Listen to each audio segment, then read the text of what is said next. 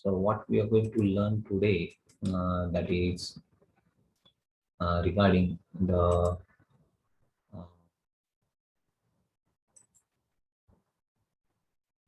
exception handling. I uploaded uh, all the video or array and control statement video. Object-oriented programming video is not yet uploaded to YouTube, so I'm going to upload today plus last session's video. Okay, and today's exception handling videos also I'm going to upload. So you will get all the information regarding these notes. So this is a notes of object-oriented programming PDF I'm going to give right now. So file. So using C drive in C patch 2, MSME patch 2, and object-oriented programming and the user-defined method. So both files I'm going to upload in object-oriented programming first. Okay, so you get this particular uh,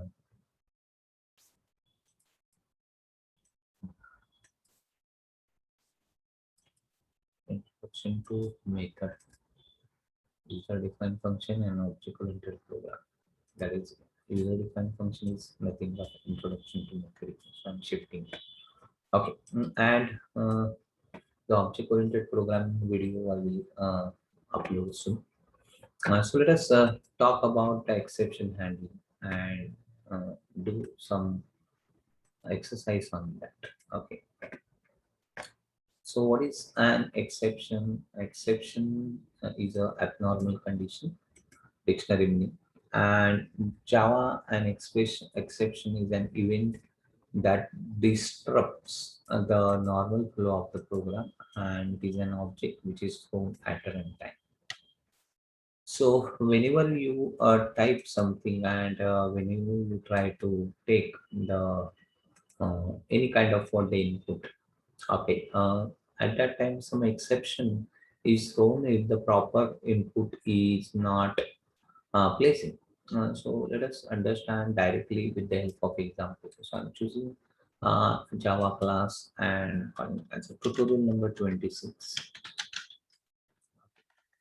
And in this class, we are going to understand the exception handling structure. Exception handling in Java. Okay. So whenever you are using this exception handling structure, every time people are using try and catch part. So let us see.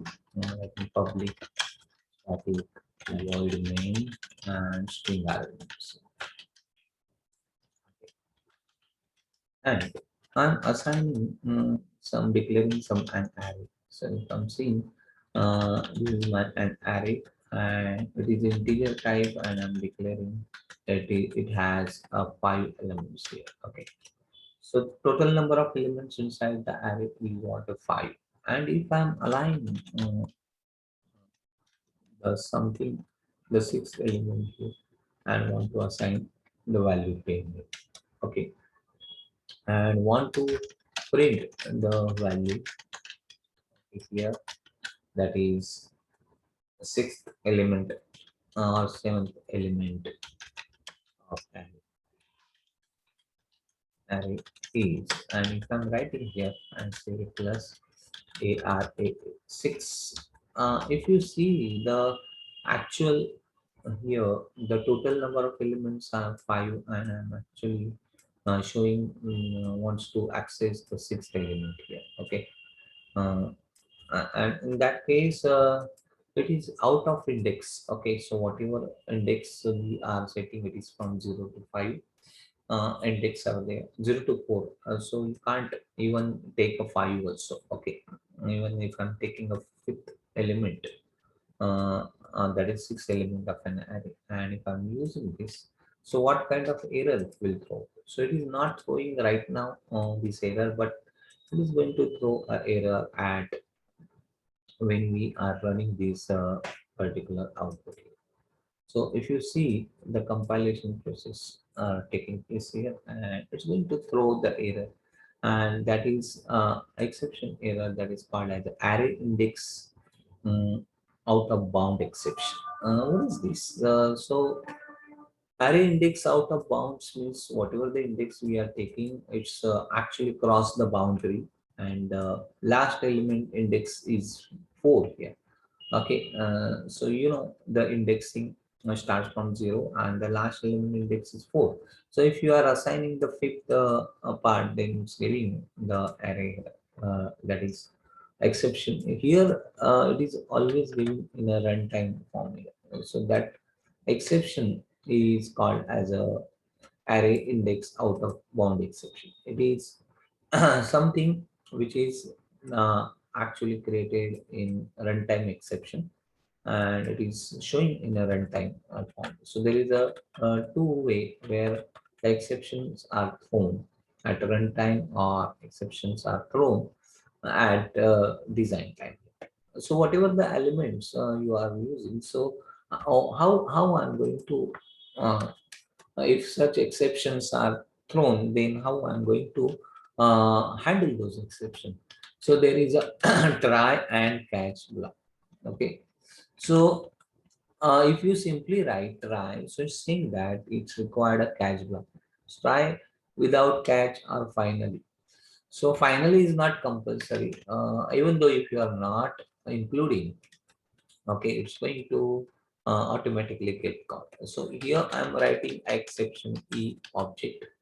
So whenever you want to check any kind of the exception, in every exception handling, there must be a try block, and then after writing a try block, then you are going to use catch exception inside it. And if I'm using this and putting whatever the statement I'm going to write, that statement will throw the exception. So statement can throw a number of exception, but in this case, if you don't know the name of exception, at that time you are supposed to use the super class called as an exception here. Okay, so there is a throwable class. Exception is inherited from throwable class here, but you can say if you don't know the exception name, then you are allowed to use super class called as an exception and any object e. So if you don't know the what kind of error it's going to print, so there is a stack print text, or you simply write the print stack trace here. So whatever the error is there is going to print those error here when you simply call e dot print stack trace. So whatever the error is there, it's going to print again inside the catch block here. So the same error is occurred here. So what if I'm choosing instead of E, if I'm choosing arithmetic exception class. So if I'm choosing arithmetic exception, uh, so it is a proper way, and you can write your own error message here. And in that case, you can say array is out of index. Array is array element is out of index. Okay. Such kind of what my own error I'm going to write inside the tag. So I'm running this file.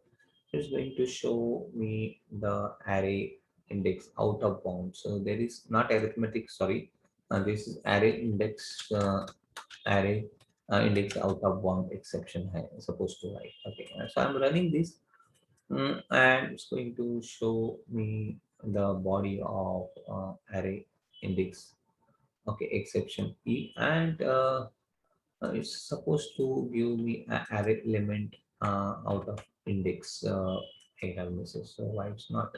Let me check again what error is showing there. And that array index out of bound exception is there, and may yeah, it's giving me the body, yeah, array element is out of box index.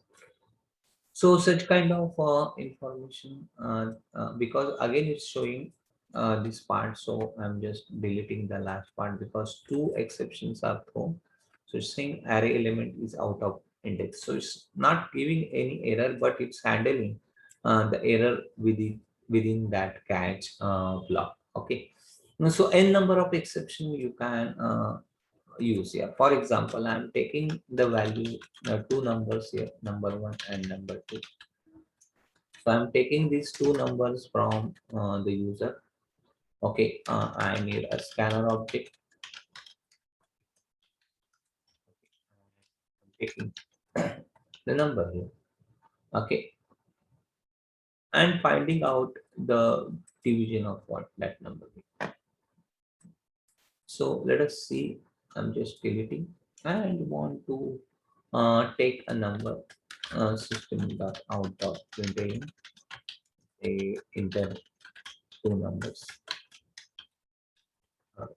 And I'm writing here the AC number one equal to AC dot next in, and number two equal to AC dot next in again. Okay. And now I'm using a result here. Mm, result. So simply write result equal to number one divided by number two. It's okay, and it's going to print the division of two numbers are. Okay, and then I'm using a result here. It's okay. If I'm entering a proper data, it won't give any kind of fault that you will get. Okay, so I'm entering the data set 12 and 3. So it's giving me the division of two numbers is 4. What if my second number is 0 here? Okay, and when I'm using a second number as a 0, so at that time it's showing the exception called as an arithmetic exception. You can't divide any number by 0. Okay, so that's why we people are saying that this is arithmetic exception thrown. So you have to handle. People may enter the people may enter such kind of for the data. So in that case, whenever you are handling this expression, where you feel that that expression second number may be a 0 here. So in that case, you are going to write arithmetic exception E, and there you are going to write system dot out dot println dividing by 0. Okay. Hmm? So enter a second number again. Hmm? Okay, and so in that case, it's going to give me a result accordingly. Mm. If I'm entering the things properly in proper way, in that case, it's going to show the proper result here. So let me show you. I'm running this. Fine.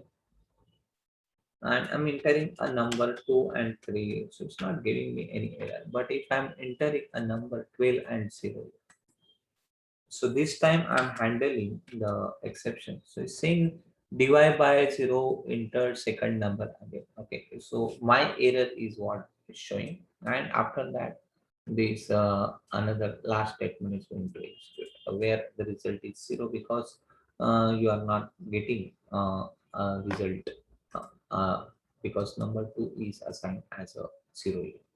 So in that case, you may put here, okay, where it's only printing the result when the exception is uh, not handled. Okay, yeah. So in that case, I may use the number one and number two.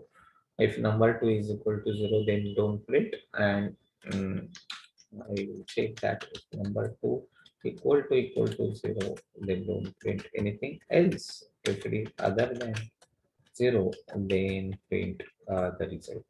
Kind of uh,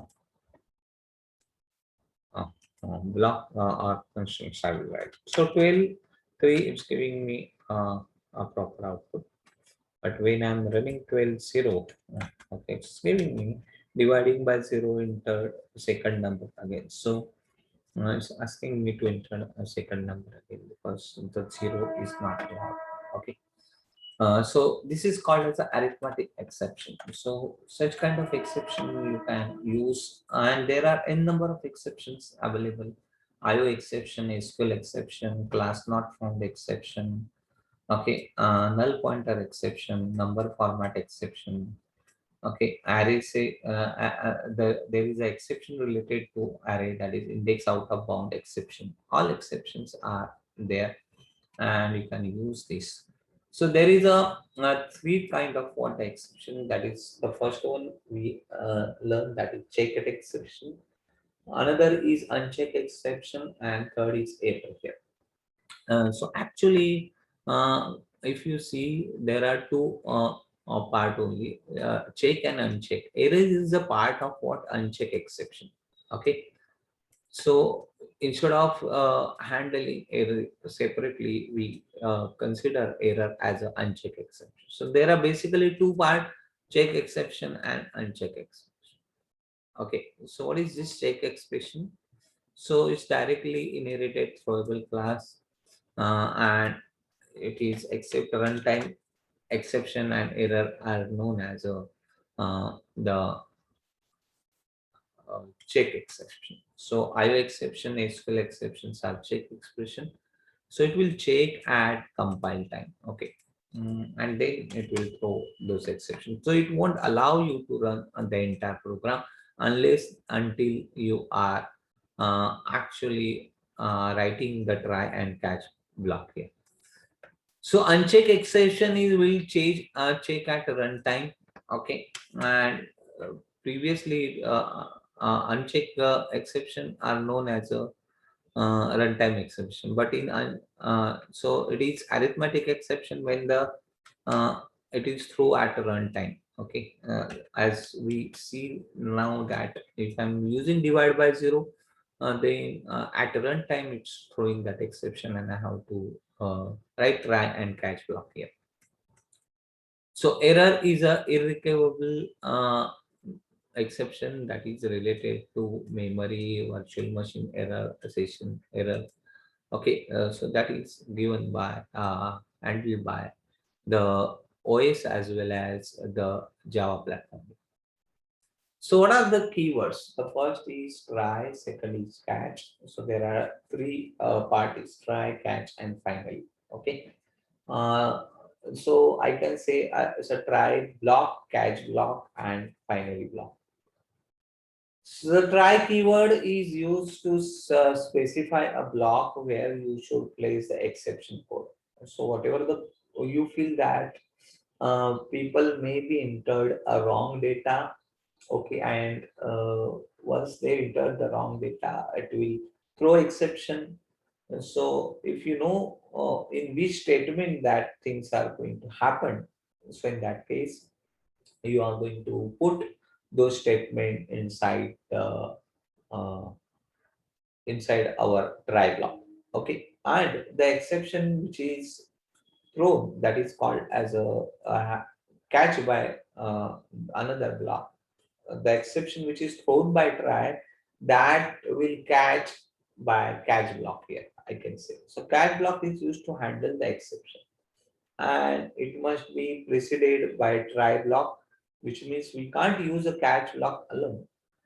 So whenever there is a try, there must be a catch, because try and catch goes together, and catch always precedes preceded by try block. So after try block, catch is coming. If your exception is handle or even not handle, okay, and if you feel that if the program is throwing some exception, still you want to run some block which is not rely on the exception.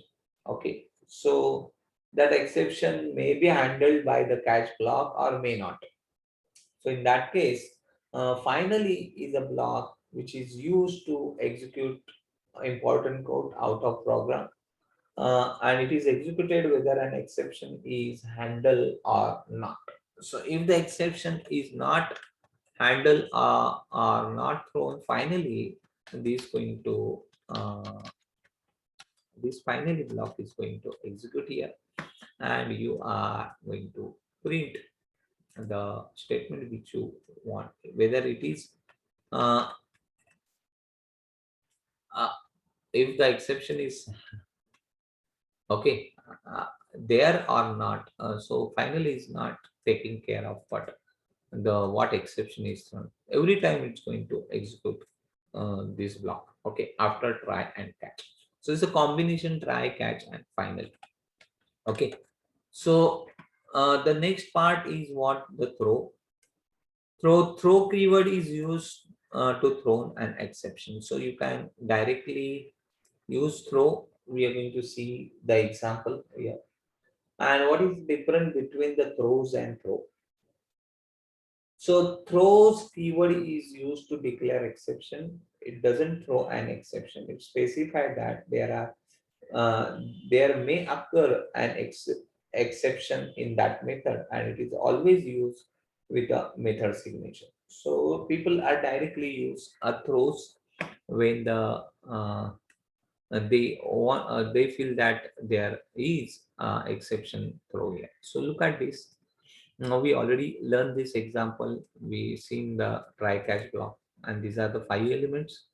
And we are taking the two numbers from here, and we learn that there is something called as arithmetic exception. Okay, and division by zero is not allowed. Enter number two, which is greater than zero. Okay, so similarly, you can use out of index bound content. So if I'm adding array number as a fifth element, so at that time, in this program, we are not showing that. Okay, but you can choose a multiple catch also. So only one try block and the multiple catch are there. So if you see this particular exception has one try block and multiple catch.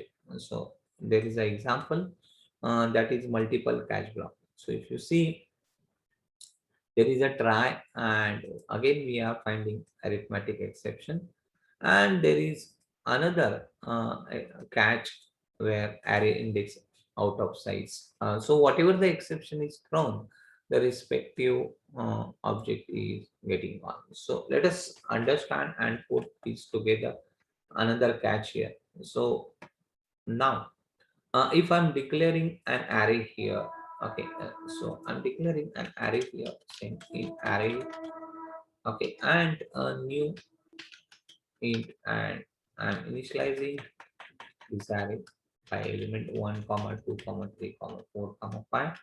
So all initialization is taking place. So element is this, and if I'm using some statement here like this array, okay, array, I'm writing 5 equal to 20 here. So let us see and run this program, and I'm entering the two numbers properly, so 12 and 3. What is showing now? Array index out of bound exception. I'm just copying it, and I'm not yet handling. So I want to handle one more catch. So I'm choosing a catch here. So this is an example of multiple catch, and you can use any name. I'm always keeping E object, and here I'm writing system dot out of println, say array is out of index. Okay, and now I'm running this. So I know my second statement array 5 string. So when I will fill, so it's showing array is out of indexing and division of two number equal to 4. That value means the division is given here finally, and it will give the result according. What if my number 2 is also 0? So when I'm choosing a 12 and 0 here, so it's going to show the two catches here. First catch is telling me that is arithmetic exception. This is dividing by 0, enter second number again. Okay, and after that, the next catch is getting called here. That is division of two numbers are zeroing. But after that, when the exception is throw here, so control goes here.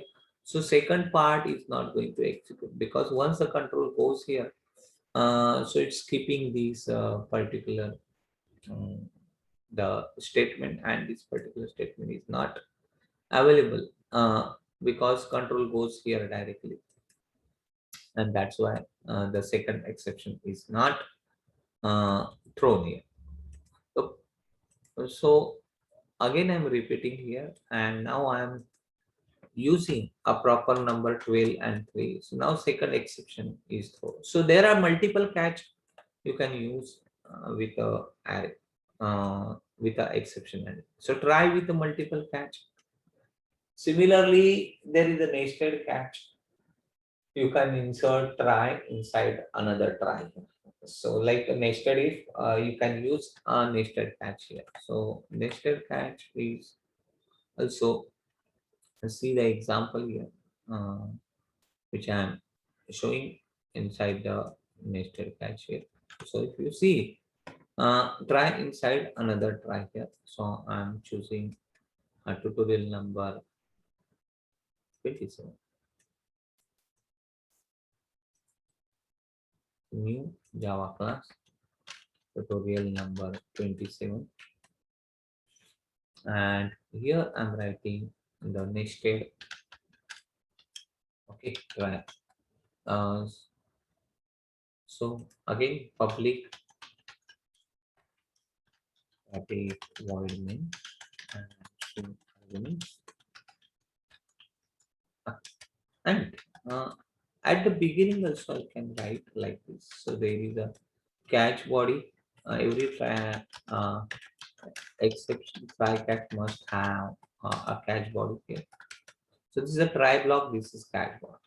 And then again I'm going to put a try body, which is inside that. It also has a catch. Okay, and I can check the condition here. Okay, so this is called as a nested try here. So you can check the condition. So if the condition, um, there are two try and catch if you are using that, and after uh, the catch is not handled by outer try, then it's going to check the inner try part here. So let us see. I'm choosing my int array and using the initialization 1 2 3 4 5. Okay, and number 1, number 2, entering the value in the output printing any two numbers, and I'm taking the number by using scanner object.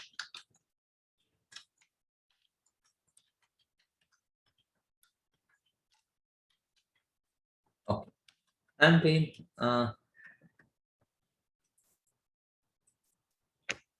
importing respective packages here. So number 1 equal to sc dot next in, number 2 equal to sc dot next in. So I'm taking the result here,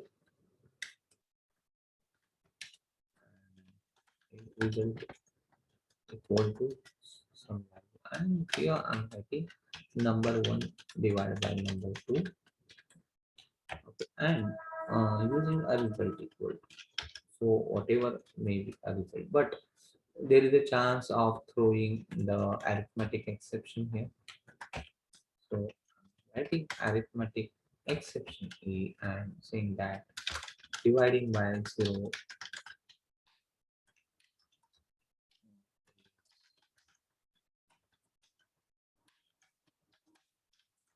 Okay, simply this exception and use it. And inside that, if this exception is not valid, okay, this not throwing, then it's going to check another part here. I'm writing array 5 equal to 20 here. And I'm assigning the exception here, and that is array out of bound index. Array index out of bound, and I'm going to write system dot out dot print again. So array index out of bound. Okay, so this error I'm going to throw. So let us see again. So I'm writing a two number 12 and 3. So it's showing going inside the inner try catch because there's an array equal to 5. So what if I'm entering a number wrong here, 12 and 0. So directly is not going inside what this try and catch box. So entire try and catch block ignored, and the control goes to what this catch. Okay, and then it will print this value. Okay, so remember try catch in what situation you want to use nested try. So once you know there is an inner condition where the first condition holds true and you want to check another condition into it, then you are using the nested try. And in both the cases, the outer try and inner try must okay check the exception handling, and if the exception is thrown by outer uh, try, then it won't execute the inner try catch. Okay, remember that. And if it is not thrown, then inner try is executed. Okay, that we learn here. So let us understand the throw part. So same example I'm using here, that is tutorial number 28.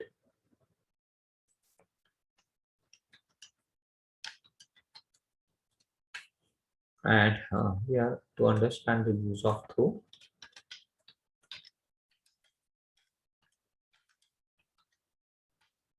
There is a difference between throw and throws.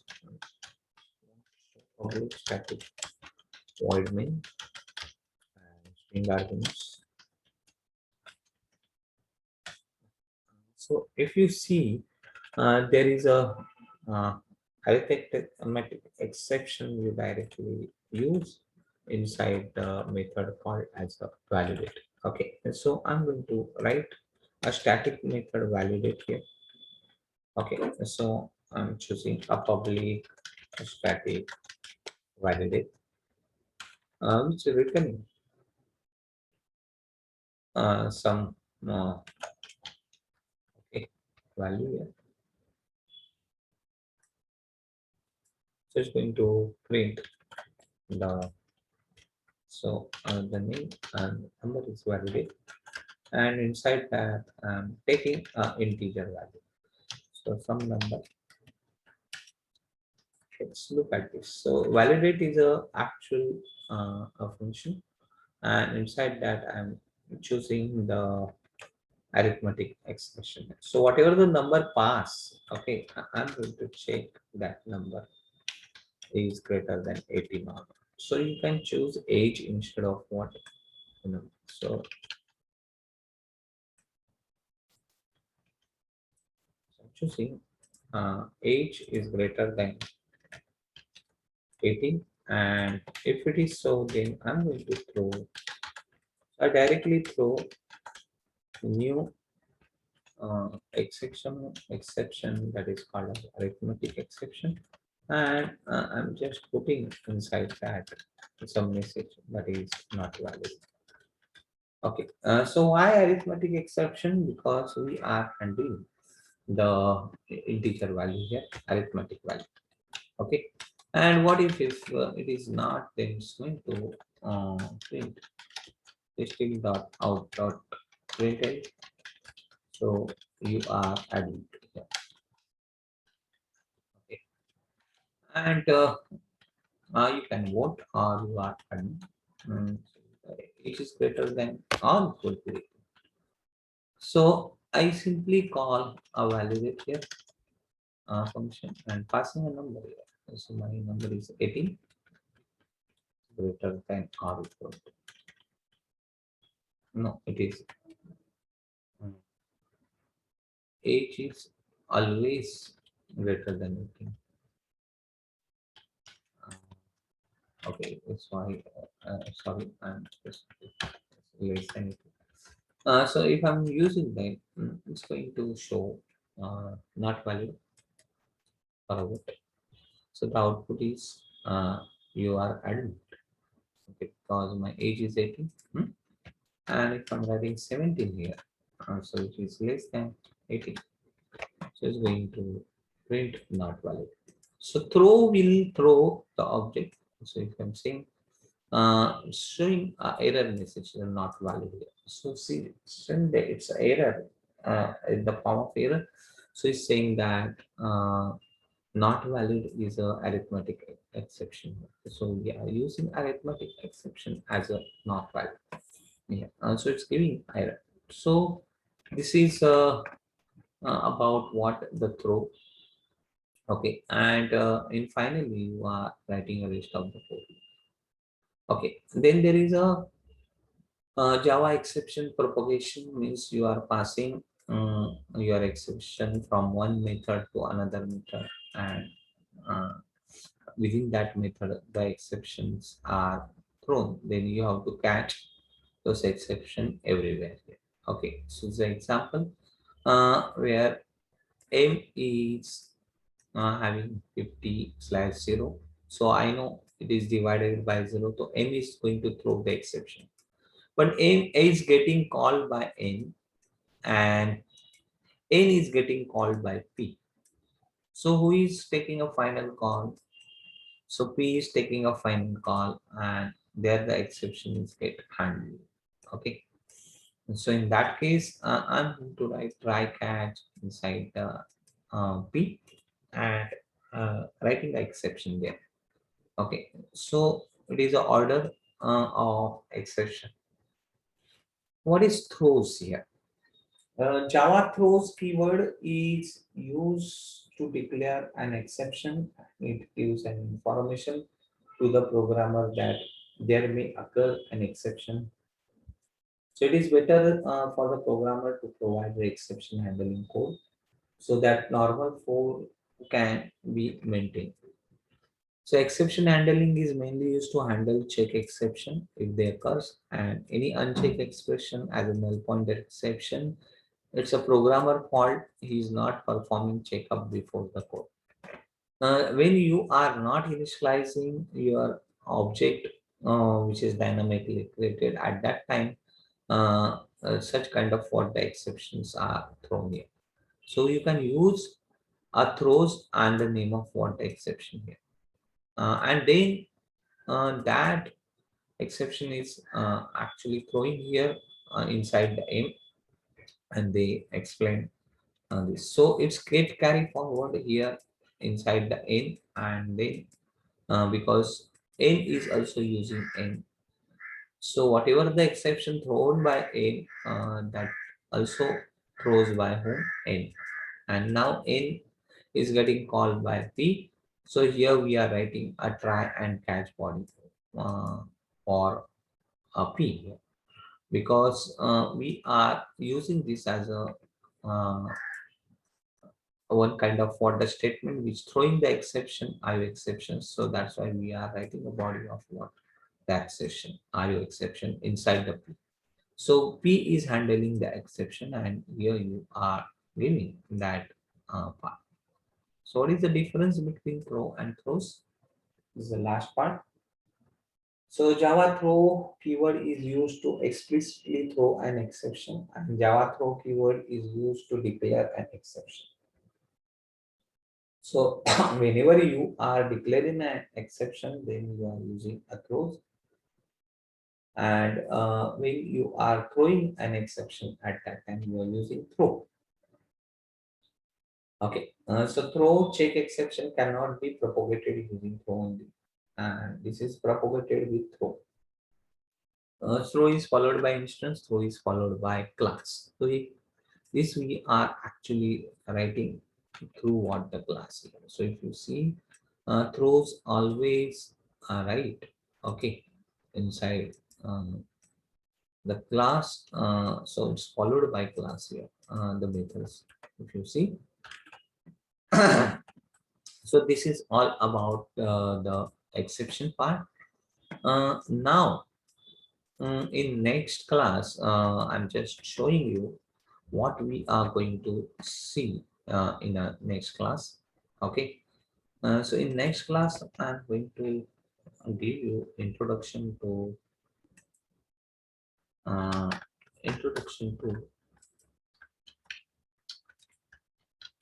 graphical user interfacing,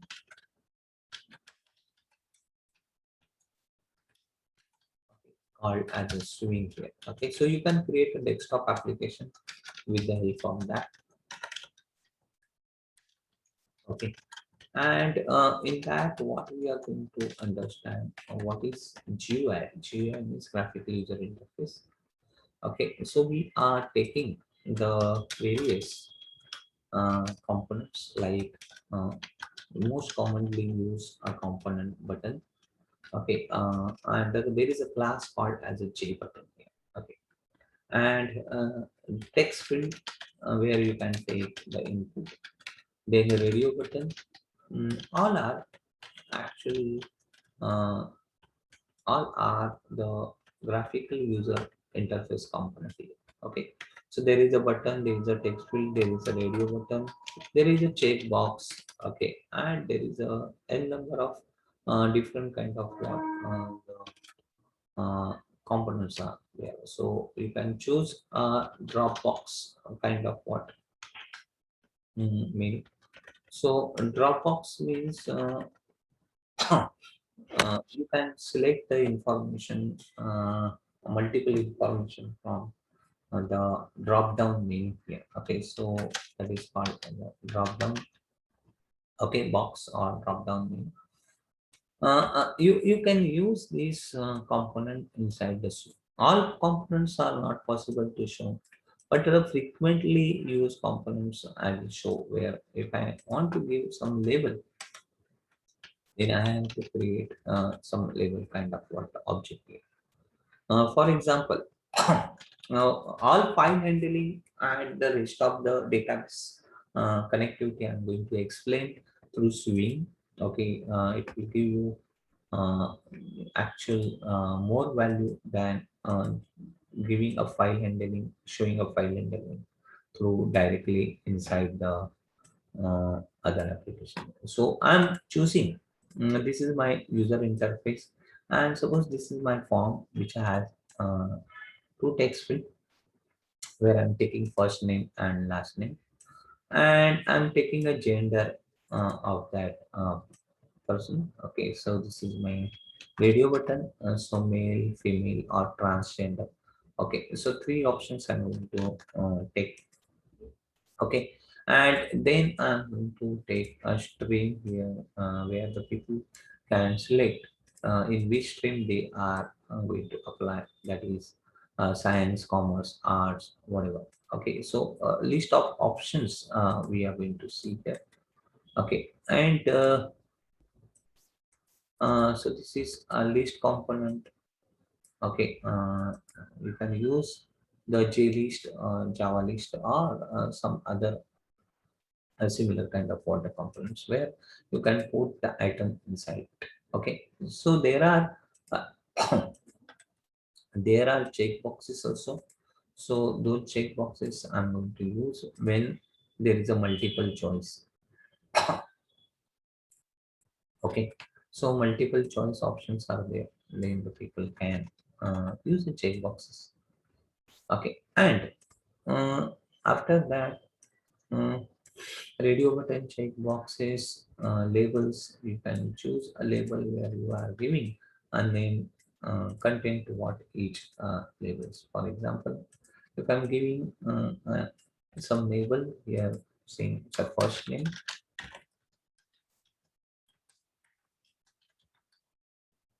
So this is the first name, last name are the labels.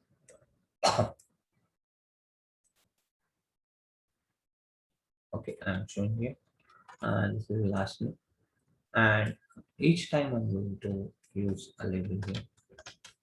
Okay, so first name, last name are the objects are there, label kind of object. This is text field kind of object, and this is radio button kind of objects, and this is checkbox kind of objects are there, and this is the JList kind of what the objects here, where you can use this, and there are button kind of objects where you can insert the data into it. So these are the button. Okay, and in that button you can add a data, delete a data, and search a data here. So this is a simple example I'm going to show you, and I'm declaring a various what the layout here. So there is a container. Okay, and those containers are available here because container are nothing but it is an one kind of what object where another object you are actually placing inside that container. Okay, so three kind of containers are there. I'm going to use a frame, window, and there is a panel here. Okay, that is in intermediate uh, uh, kind of what the containers are. So we are going to use frame. Okay, window we are not using. Panel we are going to use when we are creating the sub panel inside it. Okay, so this is a container and there are intermediate container also. So suppose I'm creating a container for this particular row. Okay, where I'm going to add, I'm going to add the,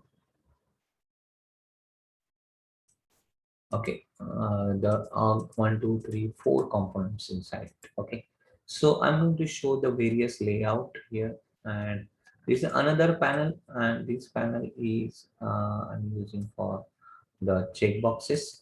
Okay, and those checkboxes will display.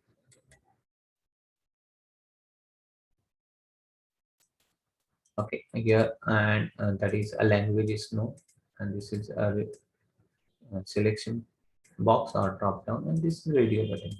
So there are one, two, three panels are there. There is a button panel, so I'm going to create all these panels here. All these are intermediate panels, and I'm using this panel. Okay, for grouping some components together. Okay, so this is a layout. So there are various layouts are available where you should take care of what that layouts. So there is a flow layout, then grid layout, and there is a the card layout, okay, and box layout. N number of layouts are there where you can arrange your components according to the layouts. So you can't directly design your objects. We have to arrange those objects by using the layout here. Okay, and then only you are able to create the application. Okay, so I'm taking a 5 minutes to show how the things are taking place here. Mm, Okay, and I'm going to create the another package.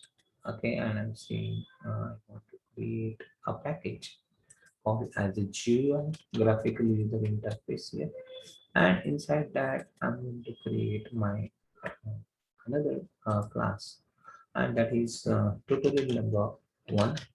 Okay, and this is tutorial number which is belongs to this, what we are doing. So to understand the component, okay, of what the GUI, graphical user interface. So when I'm creating public static class, so I'm creating a class called as a myFrame, and it is extends from my JFrame class here. So this is my JFrame class. Okay, so if you see JFrame is a frame, you have to import those frame here, and you are going to create a constructor for my frame. So you public my frame is a constructor where the things are automatically created. Okay, so if you see the component and you are creating the object of my frame here. And so my frame mf equal to new my frame. So it's going to call the constructor, and that is required a public static void main and string arguments. Okay, so it's not going to show me any frame yet here. Okay, so if I'm even though if I'm creating the object.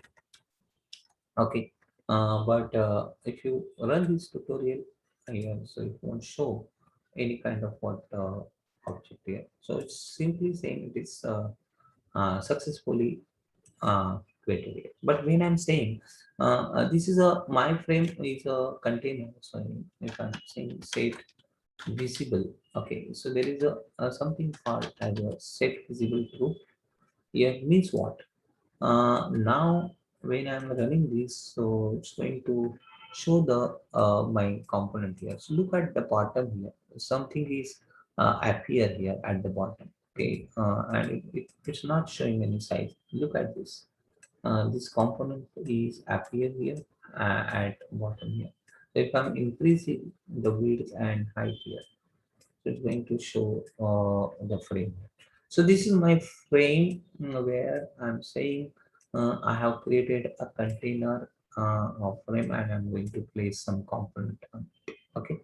So this is my frame. I create a set visible to. I can set the size of the frame here. So there is a set size and you can write the width and height here. So I'm choosing I want a 400 width and 400 height. So now I'm creating a simple component which actually running here and now it's showing the 400 by 400 width. Okay, frame I created. So this is my container which has minimize, maximize, and close button. Every time I'm going to close that, if you look at that, so there are two applications are running simultaneously. Okay, so I have to close that, and that is nothing but frame. Okay, I am not writing a closing kind of what the functionality here. So that's why n number of time if I'm calling it, it's going to open in a memory. Okay. So I want to set a title to my frame. So this is my first frame. Okay, that title I'm setting here. So if you look at this part and I'm showing a run file, so it's going to show the frame with the title. So my first frame is the name of what the title. All these are predefined class. JFrame has a class, okay, and you can find out Java doc here. So it will take you to JFrame class here, and it will show how many constructors are there, okay, and how what are the different kind of object you can create. So there is a exit on close part I supposed to use, and that is uh, object name here. So I can directly call exit on close when I'm choosing my JFrame. Once the when I click on close event, at that time I'm going to call exit on closing.